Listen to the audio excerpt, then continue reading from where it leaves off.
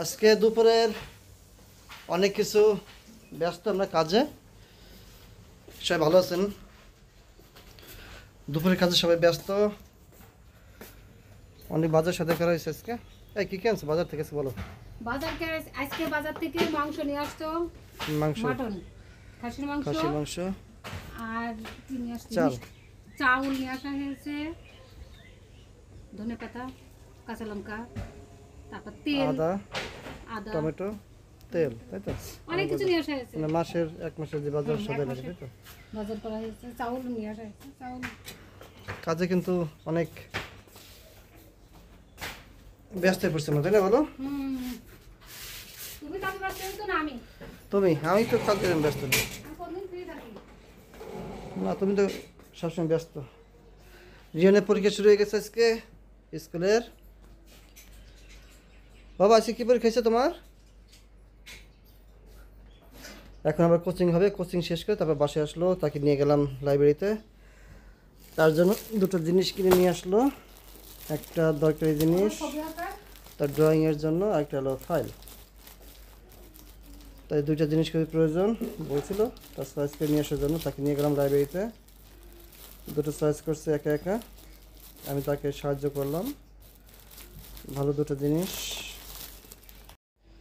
বড় খাতা নিয়ে আসছো? একটা বড় খাতা, তার ড্রয়িংয়ের খাতা বড়, রিয়ন চয়েস করছে।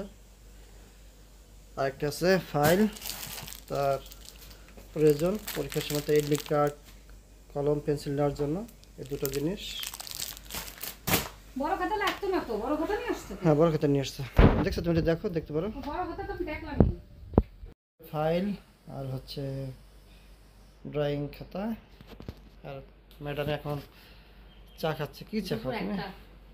দুপুরবেলা চা, ভাত খাবে না? না, ভাত খাওয়ার সাথে আমার চার কোনো সম্পর্ক নেই। কি খাবো এখন তুমি? ভাত খাওয়ার সাথে চার সম্পর্ক নাকি? ভাত এই যে চা খাবো, তারপরে হচ্ছে ফ্রেশ হবো, স্নান টান করে নিয়ে আবার ভাত খাবো। এটির সাথে এটার কোনো সম্পর্ক না। তাই?